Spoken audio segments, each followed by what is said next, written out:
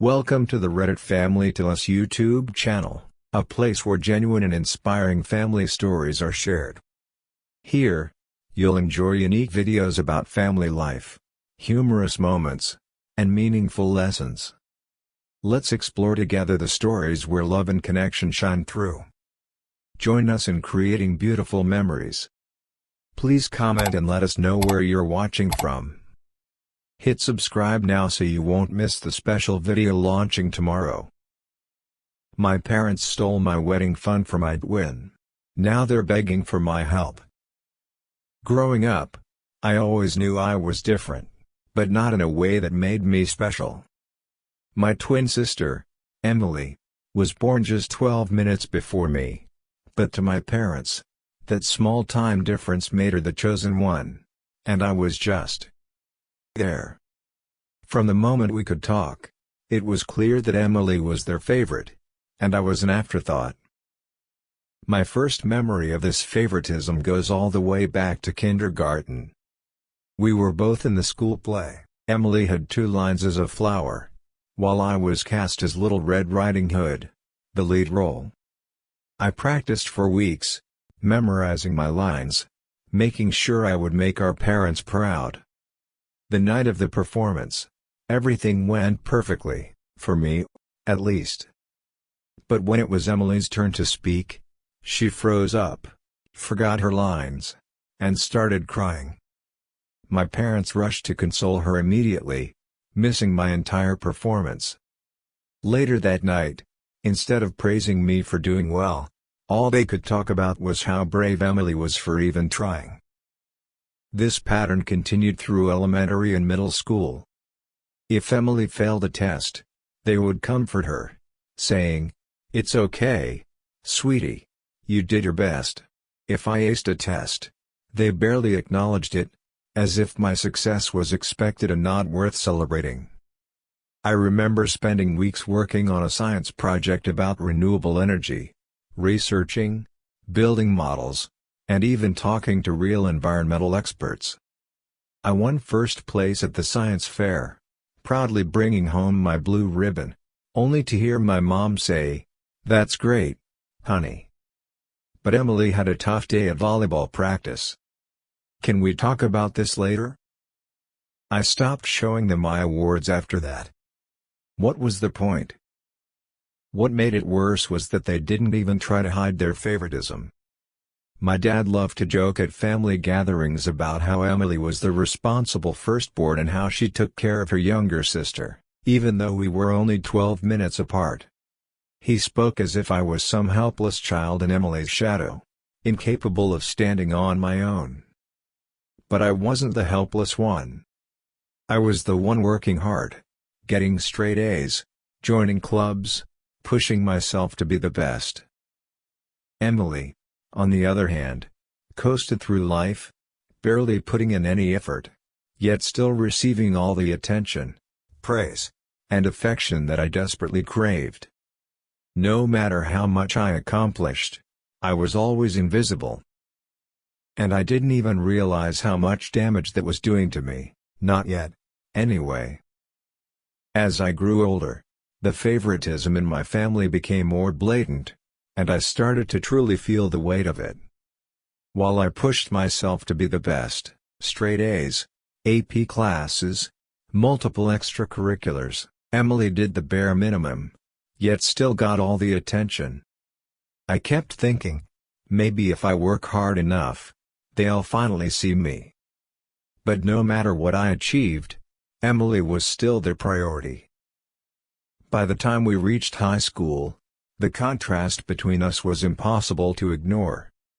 I was the valedictorian, had a full-ride scholarship to a prestigious university, and even got a feature in the local newspaper for my academic achievements. Emily? She barely graduated and had to settle for community college. I thought, this is it. My moment. Maybe now, they'll finally acknowledge me. But at our graduation party, my parents didn't even mention my accomplishments. Instead, the entire event revolved around Emily's disappointment about not getting into her first-choice college. My dad's speech? Not about how his daughter was valedictorian, not about how I had worked harder than anyone else. No, he spent the entire speech talking about how Emily was so brave for facing setbacks with grace. I just sat there, watching them mourn her failure, while they completely ignored my success. But nothing compared to what happened during my junior year of college, the moment that completely broke me. I had come home for Thanksgiving that year, hoping that maybe things had changed. Maybe my parents had finally started to see my worth.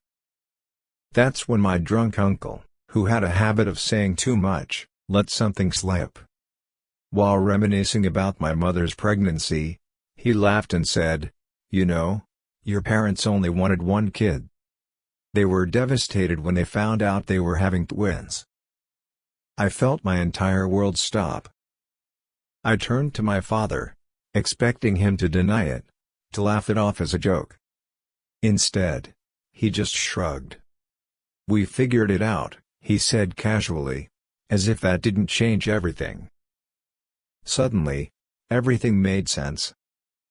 The favoritism, the constant dismissal, the way they never cared about my achievements, it wasn't just random. I wasn't just being paranoid. I was the unwanted child. The mistake. And Emily? She was the one they had planned for. The one they actually wanted. That was the moment I realized, they were never going to love me the way they loved her. No matter what I did. No matter how hard I tried. And for the first time in my life, I gave up trying. After that Thanksgiving revelation, something inside me shifted forever. I no longer cared about seeking their approval. I stopped trying to impress them with my grades, achievements, and hard work. I finally accepted that I was never going to be their priority, and I started focusing on building my own life instead. By the time I graduated college, I had multiple job offers from some of the top tech companies in the country. I accepted a position at a fast-growing startup as a software engineer and moved to a new city. I was making good money, had a clear career path, and for the first time, I felt in control of my own future. Meanwhile, Emily was still struggling. She had dropped out of community college after just one semester and spent most of her time hopping from one relationship to another. Then, one day out of nowhere, she announced that she was getting married. My parents? They were beyond ecstatic. They couldn't stop talking about it. They would call me, not to ask about my job or my life, but to go on and on about Emily's wedding plans. The dress, the venue, the guest list, everything revolved around her. At that point, I had accepted my role in the family, the forgotten child. It didn't bother me as much anymore. But what happened next? That was the final straw. A few months before the wedding, my uncle, yes, the same one who exposed the truth on Thanksgiving, dropped another bombshell. We were at a family gathering, and he was a few drinks in when he casually mentioned, "Crazy how much her parents spent on Emily's wedding, huh? Guess it's a good thing they had that inheritance money." I froze. Inheritance money? He looked confused. "Yeah. You know, the wedding fund Grandma left for you both. They gave Emily your half so she could have her dream wedding." I felt my stomach drop.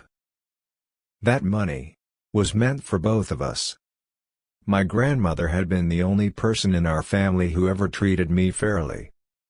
Before she passed, she made it clear that the money was to be split evenly between me and Emily. But my parents? They had stolen it, without even telling me. I was furious. For the first time in years, I confronted them. I demanded to know why they thought they had the right to take my share of the money. My mother waved her hand dismissively. "Oh honey, we were going to tell you eventually. We'll pay you back when we can." But my father? His response was the one that truly broke me. Emily needed it more than you. You're so focused on your career, you probably won't even want a big wedding anyway. And just like that, I was done.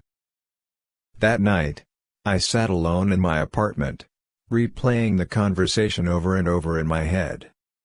The way my parents had brushed off my anger, as if taking my inheritance was no big deal. The way my father had dismissed my future, assuming that because I was focused on my career, I didn't deserve what was rightfully mine.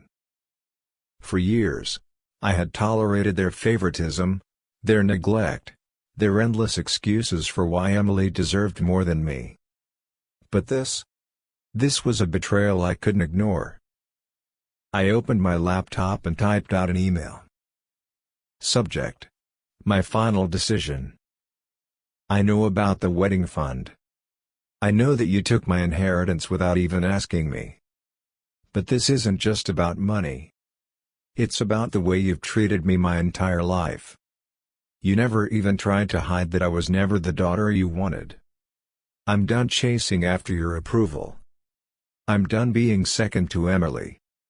I'm done with all of it. Don't contact me again unless it's to return my money. I hit send, blocked their numbers, and deleted them from my social media. And for the first time in my life, I felt free. The months that followed were the best of my life. I poured all my energy into my career. Our company's IPO was a massive success, and my stock options skyrocketed in value. I bought my own home in a part of the city I loved, started therapy to work through years of emotional damage, and built friendships with people who truly valued me. Emily tried to reach out a few times, leaving vague messages about how families should stick together. But where was that sentiment when she was happily spending my inheritance? Where was that when she let our parents erase every achievement I ever worked for? The more distance I put between myself and my family, the clearer everything became. For years, I had been made to feel like I wasn't good enough, when in reality, I had been the one holding everything together. Then, everything changed again. 2 years after I cut them off, I got a call from an unknown number. I almost ignored it, but something made me pick up. It was my uncle. "Your parents were in a bad accident," he said, his voice tense. "They need your help." I felt my heart stop.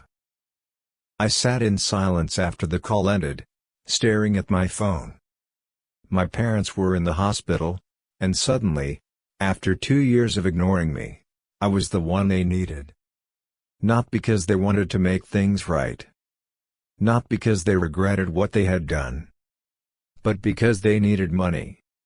And Emily, their perfect daughter, wasn't willing to help. For days, I wrestled with guilt. The voices in my head whispered, "They're still your parents." But then, other voices reminded me, where were they when you needed them? Then came Emily's text message. "You're doing well at work. Mom and Dad need help. This is your chance to do the right thing." I stared at the words on my screen, disgusted. The right thing? Where was her moral compass when she was spending my inheritance on her luxury wedding? When she was watching our parents disregard my achievements my whole life? The next day, my parents finally called me themselves. My mother, her voice weak but still filled with that manipulative tone, started talking about how hard things had been. "Sweetheart, we're in a tough situation. The medical bills are piling up, and your father might need surgery. We know we've made mistakes, but..." I cut her off. "No, you don't get to do this. You don't get to call me now and act like the last 2 years never happened." My father's voice came next, stern and condescending as always. "We're your parents. Family supports family." Something inside me snapped. family supports family? Where was that support when you used my money without asking?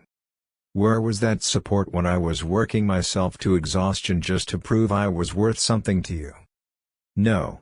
You don't get to pick and choose when I matter. Silence. And then, my mother started crying, the same crocodile tears I had heard my whole life. How can you be so cruel? We're in a hospital. Your father could die. I took a deep breath, my voice calm and steady. Then maybe you should ask Emily for help. After all, she's the daughter you chose. And with that, I hung up. I sat there, gripping my phone, waiting for the regret to hit. But it never came. Instead, a wave of relief washed over me. For the first time in my life, I chose me. Not Emily. Not my parents. Me. And it felt damn good. What would you do in my situation? Do you think I made the right decision by cutting them off? Or should I have helped despite everything? Have you ever had to walk away from toxic family members? Drop your thoughts in the comments. I'd love to hear your opinions, and let's get a discussion going. And if you enjoyed this story, don't forget to like, share, and subscribe for more real-life stories that will shock you.